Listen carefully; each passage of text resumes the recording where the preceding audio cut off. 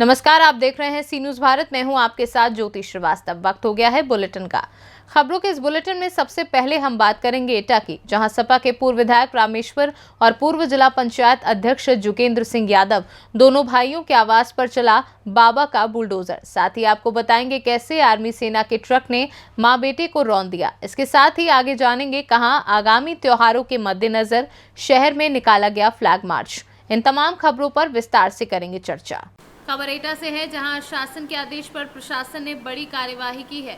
सपा के पूर्व विधायक रामेश्वर, पूर्व जिला पंचायत अध्यक्ष जुगेंद्र सिंह यादव दोनों भाइयों के आवास पर चला बाबा का बुलडोजर। ये दोनों भाई संगीन धाराओं में जेल काट रहे हैं। इन पर कई संगीन धाराओं में मुकदमा दर्ज है, जैसे कि 376 गुंडा एक्ट, भू माफिया, दबंगई से जमीनों पर कब्जा करने का भी आरोप है। एटा डीएम अंकित कुमार अग्रवाल, एसएसपी उदय शंकर के आदेश पर एटा पुलिस ने बड़ी कार्यवाही की है। मौके पर नगर कोतवाली इंस्पेक्टर सुधीर राघव, गोदाम चौकी प्रभारी संजय सिंह, बनगांव चौकी इंचार्ज जितेंद्र गौतम, इंद्रपुरी चौकी इंचार्ज जवाहर सिंह धाकड़े, मंडी चौकी इंचार्ज अनिरुद्ध सिंह सहित भारी पुलिस फोर्स मौजूद रहा। एटा से सी न्यूज संवाददाता कौशल प्रताप सिंह की रिपोर्ट। कासगंज में आर्मी सेना के ट्रक ने बाइक सवार मां बेटे को रौंद दिया, जिससे मां की जिला अस्पताल में मौत हो गई, जबकि बेटा जिंदगी और मौत के बीच जूझ रहा है। फिलहाल पुलिस ने ट्रक को अपनी हिरासत में ले लिया है। मां बेटे सोरो कस्बे के रहने वाले हैं। बेटा अपनी मां को दवा दिलाने के लिए बाइक से कासगंज लेकर आ रहा था। हादसे की घटना कासगंज कोतवाली क्षेत्र के रोडवेज बस स्टैंड पुलिस चौकी के समीप की है।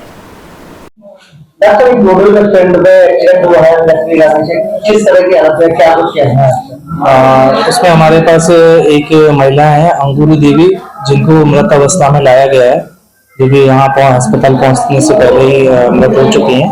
और एक उनके साथ में एक पुरुष है संजीव, उनकी चोटें आई हैं, उनका इलाज चल रहा है और अंगूरी देवी मृत हो चुकी है। ये कासगंज के सोरो मोहल्ला सोरो थाने के रहने वाले हैं। कासगंज से सी न्यूज संवाददाता भीष्मपाल सिंह की रिपोर्ट। सहकारी संघ के चुनाव में कन्हैयालाल विश्वकर्मा और फिर डॉक्टर केएल विश्वकर्मा तथा राम आश्रय पुष्पजीवी को निर्विरोध अध्यक्ष बनाया गया।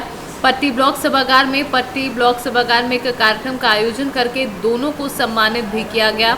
पट्टी ब्लॉक सभागार में प्रमुख पट्टी राकेश कुमार सिंह, पप्पू सिंह की अगुवाई में कार्यक्रम का आयोजन हुआ, जिसमें प्रमुख पप्पू सिंह ने बताया कि कोऑपरेटिव संघ पट्टी तथा शर्मा गांव में निर्विरोध अध्यक्ष का चुनाव किया गया है, जिसमें पट्टी कन्हैयालाल विश्वकर्मा को अध्यक्ष तथा शर्मा गांव से रामाश्रय पुष्पजीवी को अध्यक्ष बनाया गया है। रामाश्रय रमईपुर दिशनी के रहने वाले हैं, तो वहीं कन्हैयालाल विश्वकर्मा पुरानी पट्टी के निवासी हैं। ब्लॉक प्रमुख राकेश कुमार सिंह पप्पू सिंह ने कहा कि दोनों अध्यक्ष अपने कार्यों का बखूबी निर्वहन करेंगे, इसका हमें पूर्ण विश्वास है। उन्होंने नवनिर्वाचित पदाधिकारियों को बधाई देते हुए उनके उज्जवल भविष्य की कामना की तथा समय समय पर सहयोग देने की भी बात कही। अभी दो लोग जो है प्रबंध समिति के अध्यक्ष चुने गए और ये लोग कहाँ के किस पद पर इनका चयन हुआ है और किस सोसाइटी के अध्यक्ष चुने गए बताएं।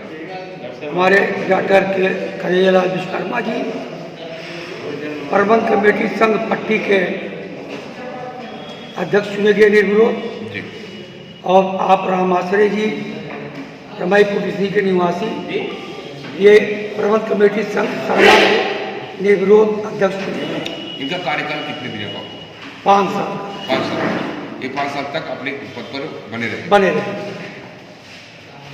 और मांडी सहकारिता के चुनाव सोसाइटी संघ सब आज अंतिम क्षण में समापन हुआ और हमारे भारतीय जनता पार्टी के पूर्व कैबिनेट मंत्री आदरणीय श्री राजेंद्र प्रताप मोदी सिंह जी के स्नेह आशीर्वाद से ये लोग पद पे सुशोभित हुए। धन्यवाद। प्रतापगढ़ से सी न्यूज संवाददाता रोहित जायसवाल की रिपोर्ट। अगस्त क्रांति मंच के संयोजक श्री कुंज बिहारी तिवारी नईगढ़ी जनपद के गांव-गांव पहुंचकर इस प्राकृतिक आपदा में हुए नुकसान का निरीक्षण किया एवं किसानों के खेत में जाकर फसलों का जो नुकसान हुआ उसको भी देखा। 31 मार्च को शाम करीब 5 बजे तेज रफ्तार से तूफानी बारिश आई और तूफान इतना तेज था कि पेड़ पौधे घरों पर गिर गए, जिससे क्षेत्रों में काफी नुकसान हुआ है। कई घर तो इस तरह क्षतिग्रस्त हो गए कि अब वह किसी काम के नहीं बचे हैं। वहीं तेज तूफान चलने की वजह से कई घरों में लगा टीन शेड एवं सीमेंट शीट उड़ गई है, जिससे अब उनके पास रहने के लिए कोई स्थान नहीं बचा है। वहीं भारी बारिश से किसानों की फसलों का भी नुकसान हुआ है। सुबह से ही अगस्त क्रांति मंच के संयोजक गांव-गांव पहुंचकर लोगों की समस्याएं सुन रहे हैं। काकी जौन काल आंधी तूफान आवा घरे में गिर का पेड़ पौधा तो ये का नुकसान भाई कुछ नुकसान बहुत भाई खपारन का नुकसान है, भीतरे पानी भर गया तो लड़का बच्चन का तो कोनो चोट वोट नहीं आई। कुछ नहीं आए, बच गए हैं। चलिए बहुत बढ़िया रहा। तो मदद चाहिए थे, कुछ मिले तो चाहिए थे तो वही में कहला है। यह सुनबरसा आदिवासी बस्ती, ये आदिवासियों के घर में आंधी तूफान से नुकसान हुई है। अभी तक कोई भी प्रशासन का जिम्मेदार अमला मौके पर नहीं पहुंचा है। सुबह से ही आज अगस्त क्रांति मंच के संयोजक गांव-गांव गली-गली पूरा उड़ गया, सीट है दीवार सही आइया पूरी देखी हमार पूरा उड़ गया। बनबाद मान ली गरीब आदमी, अब हमारे पास अब कुछ नहीं है, कैसे वैसे ऋण कर्जा लेके बनवाएं, सब उड़ गया। अब बताई कौन जर से का हम बनवाई। औंठी एक मने का नाम है अपना के? हमार नाम है अबू हसन। और यह कौन ग्राम पंचायत है? यह ग्राम पंचायत कुसहा। अच्छा, तो ये कल तूफान में यह हुई? कल यह तूफान पानी में मान ली इतना रहा है, पूरा उड़ गया। बताइए हम गरीब आदमी कहाँ से का बनाई पाऊ। बैठी गया है। अच्छा, ये पेड़ गिरे से? हाँ, ये बैठी स्पीड ना बहुत दिन एक जब पानी बरसा है पहले की तब लहर की गई। हाँ, और उसके बाद ही कहते हैं काटिन वोटिन कुछ बोलबे नहीं भी। कल गिर गए फिर पानी में। ये बारी बनी रहती है, एक 3-3 फुट लहर की रही है। ये के का घर है, नाम का है? विश्वनाथ पटेल सुनबरसा। पूर्व में भी नुकसान हुई थी, लेकिन यह पटवारियों के द्वारा बताया गया कि नुकसान महज कुछ प्रतिशत है और मुआवजा के दायरे में नहीं है। और इस बार जो नुकसान हुई है फसल के साथ साथ पेड़ टूटने से घरों की ज़्यादातर क्षति देखी गई है। इसके लिए आप आगे क्या प्रयास करेंगे? देखिए, सोमवार को आपका अच्छा सवाल था, आपके माध्यम से एक मेरी अपील भी है कि सोमवार को सभी 11 बजे तहसीलदार नई गढ़ी को ज्ञापन देंगे और अगर एक हफ्ते के अंदर सहायता राशि नहीं दी जाती, इसलिए कि ये सर्वे की नौटंकी बंद कर दें। 79 पटवारी हल्के हैं और 18 पटवारी क्या सर्वे करेंगे आपको भी पता है। अगर सहायता राशि नहीं दी जाती तो हम सब जैसा कि और समस्याएं उनको लेके भी आंदोलन करना ही था।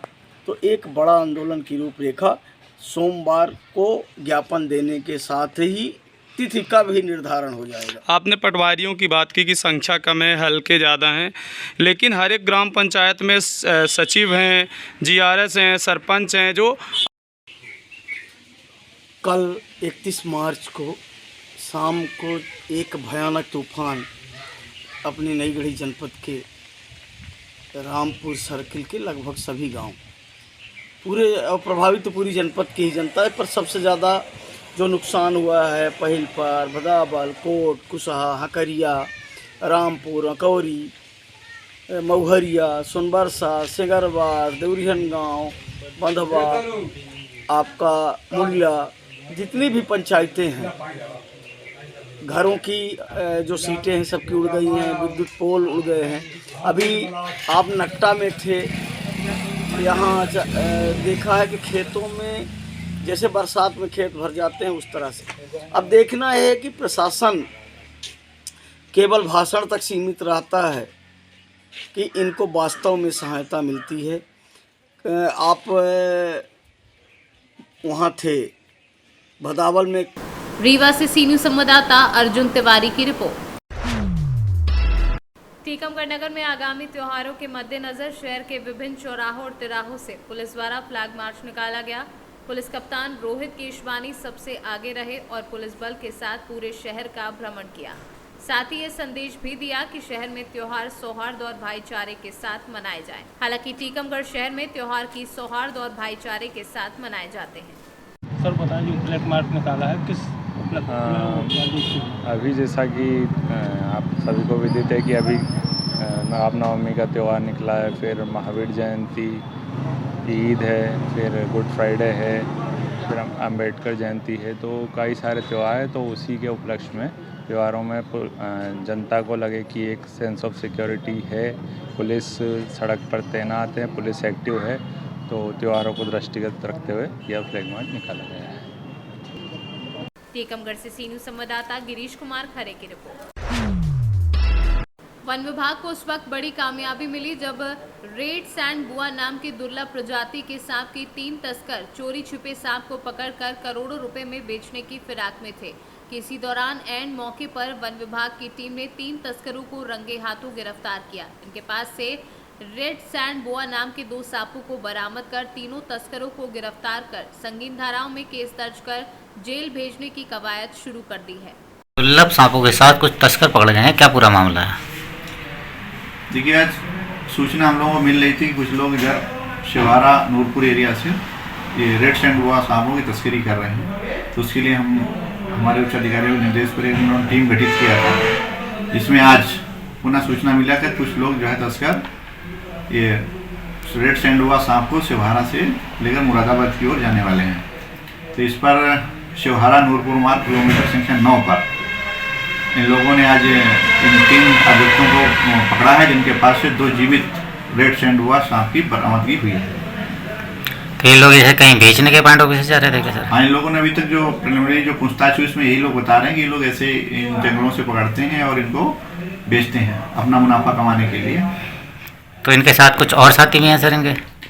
अभी पूछताछ इनसे चल रही है, कुछ इन्फॉर्मेशन हमें मिला है, उस पर हम लोग आगे भी कार्रवाई करेंगे, लेकिन अभी ये जांच का विषय है। बिजनौर से सी न्यूज़ संवाददाता सलीम हाशमी के साथ फहीम अख्तर की रिपोर्ट। विकासखंड हैदरगढ़ की ग्राम पंचायत कमेला में X-ray technician CHC Haidergarh Bhimji के द्वारा 28 मार्च से 3 अप्रैल तक लगातार चलने वाले 7 दिवसीय श्रीमद् भागवत कथा का कार्यक्रम बड़े ही धूमधाम से किया जा रहा है, जिसमें कथा समापन पर 4 अप्रैल को भव्य भंडारे का आयोजन किया गया, जिसमें दूर दूर तक बड़ी संख्या में भक्तों को आमंत्रित किया गया। आध्यात्मिक प्रवचन कार्यक्रम में अयोध्या धाम से पधारे बाल आलोकानंद व्यास द्वारा 7 दिवसीय श्रीमद् भागवत कथा ज्ञान यज्ञ कार्यक्रम के 5वें दिवस पर आज भक्तों को भगवान श्री कृष्ण की बाल लीलाओं का रसपान करवाते हुए भगवान गोवर्धन को 56 भोग का व्यंजन अर्पित किया गया। महाराज जी, परिचय बताइए अपना। जी, हम अयोध्या धाम से बाल आलोकानंद व्यास जी श्री राम कथा श्रीमद् भागवत कथा प्रवक्ता और जो है सनातन धर्म की सेवा, और लोग मुझे प्रेम से सनातन संवाहक के नाम से भी जानते हैं। महाराज जी, कई दिनों से चल रही है, कई दिवसीय है जो चल रहा है? ग्राम सभा कमेला की पावन भूमि पर आदरणीय भीम भैया जी के द्वारा आयोजित दिव्य व भव्य श्रीमद् भागवत कथा, जो कि 28 मार्च से 3 अप्रैल तक चलने वाली है। 4 को भव्य भंडारा प्रसाद हवन पूर्णाहुति होगी, और जो है आज श्रीमद् भागवत कथा का 5वां दिवस है। आज के दिवस में सभी भक्तों ने बड़े ही भाव के साथ में गिरिराज जी का पूजन किया।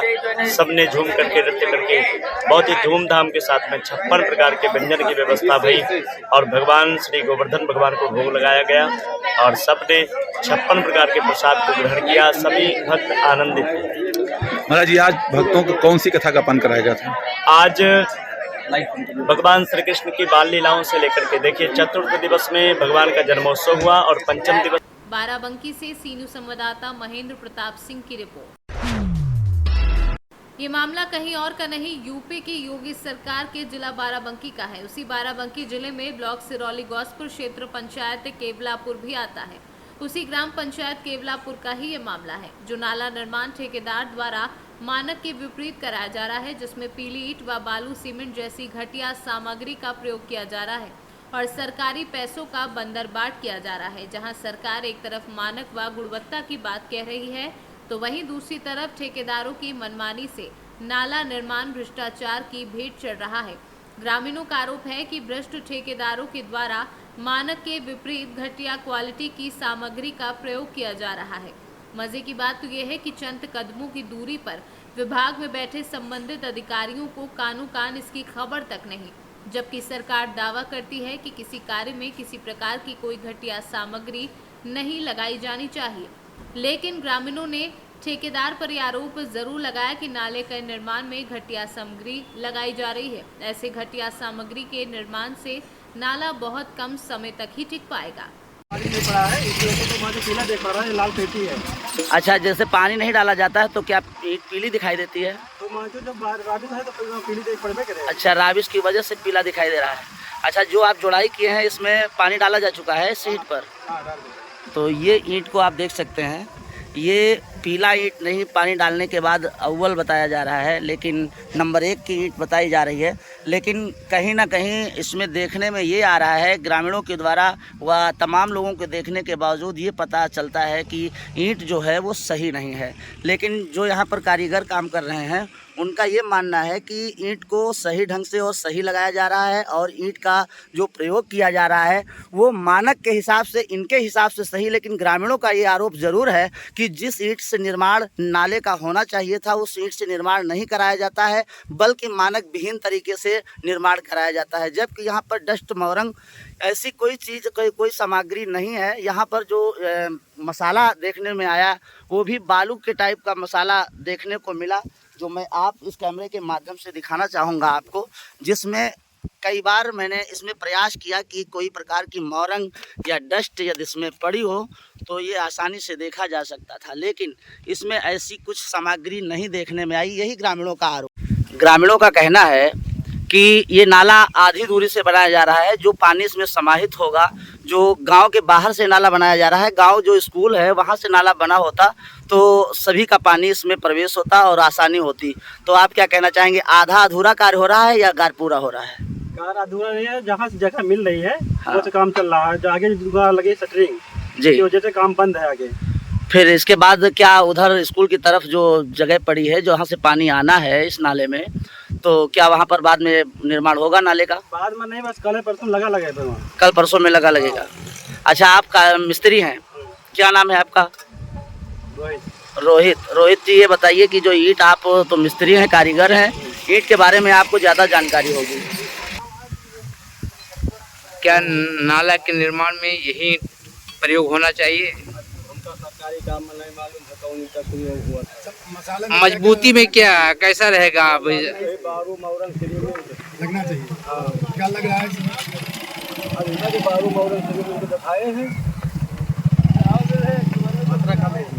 मात्रा कम लगाए हैं बस।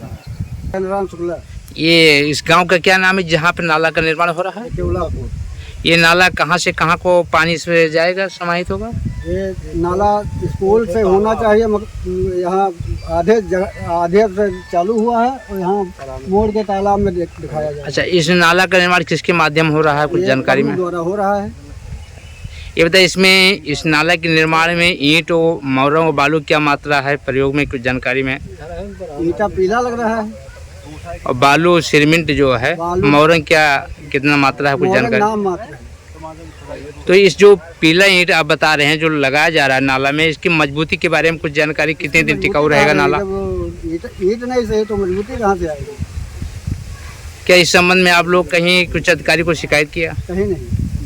शिकायत करना चाहिए। तो आप लोग ये खबर के माध्यम से क्या चाहते हैं, शासन को क्या सूचना देना चाहते हैं? जो भी काम हो तो सही हो, ये हम कहना चाहते हैं। बाराबंकी से सी न्यूज़ संवाददाता विजय सिंह की रिपोर्ट।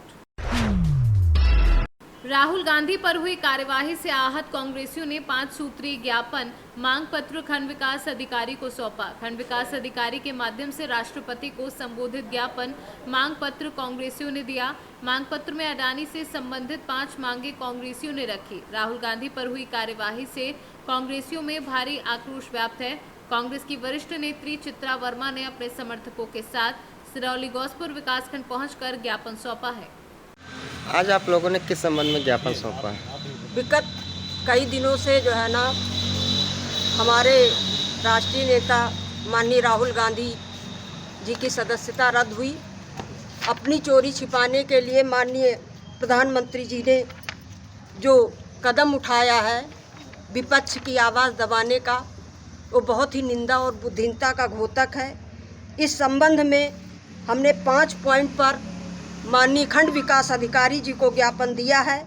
देश के प्रधानमंत्री श्री नरेंद्र मोदी जी एवं उद्योगपति श्री गौतम अडानी जी के मध्य क्या रिश्ता है और कब से है। गौतम अडानी जी के व्यापार में विदेश से आया 20,000 करोड़ रुपया किसका है? प्रधानमंत्री जी सरकार विदेश यात्राओं में कितनी बार श्री गौतम अडानी जी को अपने साथ ले गए? अडानी कंपनी को प्रधानमंत्री जी के द्वारा। बाराबंकी से सीनू संवाददाता विजय सिंह की रिपोर्ट। यूपी के महाराजगंज जनपद के सदर कोतवाली क्षेत्र के बौलिया राजा गांव के सिवान में पुलिस और पशु तस्करों के बीच मुठभेड़ हो गई। आमने सामने की मुठभेड़ में दोनों तरफ से फायरिंग की गई, जिसमें एक पशु तस्कर को गोली लगी है। वहीं इस मुठभेड़ में कांस्टेबल के हाथ में भी गोली लगी है, जबकि अंधेरे का फायदा उठाकर एक तस्कर मौके से फरार हो गया। घायल तस्कर और कांस्टेबल को प्राथमिक उपचार के लिए जिला अस्पताल में भर्ती कराया गया है। बता दें कि पुलिस ने पकड़े गए तस्कर कलामुद्दीन के पास से एक पिकअप, 4 गौवंश पशु, एक तमंचा तथा 2 खोखा और एक जिंदा कारतूस बरामद किया है। पुलिस ने बताया कि पकड़ा गया तस्कर कुशीनगर का निवासी है और उसके ऊपर 9 मुकदमे दर्ज हैं। श्रीमान पुलिस अधीक्षक महोदय के निर्देशन में अपराध व अपराधियों के विरुद्ध लगातार चेकिंग अभियान चलाया जा रहा था। इसी क्रम में आज दिनांक 2 अप्रैल 2023 को जरिए मुखबिर प्रभारी निरीक्षक कोतवाली नगर को सूचना प्राप्त हुई कि कुछ गौ तस्कर, जिसमें पिकअप गाड़ी से जिसमें गोवंश लदे हुए हैं, सिंदुरिया निचलौल के रास्ते बिहार जाने के फिराक में हैं। इस सूचना पर विश्वास कर कोतवाली व एसओजी की टीम उद्योग तिराहे पर चेकिंग कर रही थी। तभी एक सफ़ेद पिकअप आता दिखाई दिया। जब उसे रोकने का प्रयास किया गया तो उन्होंने जान मारने की नीयत से पुलिस पार्टी पर हमला किया। जवाबी कार्रवाई में आत्मरक्षार्थ निचलौल रास्ते पर बौलिया राजा गांव के पास पुलिस पार्टी द्वारा आत्मरक्षार्थ जवाबी फायर किया गया, जिसमें एक गौ तस्कर के पैर में गोली लगी है और इसके साथ ही एक पुलिसकर्मी जो कोतवाली थाना क्षेत्र का कांस्टेबल है, उसे भी हाथ में चोट आई है। महाराजगंज से सीनू संवाददाता आशुतोष द्विवेदी की रिपोर्ट। फिलहाल इस बुलेटिन में बस इतना ही। देश दुनिया की तमाम बड़ी खबरों के लिए आप देखते रहिए सी न्यूज़ भारत।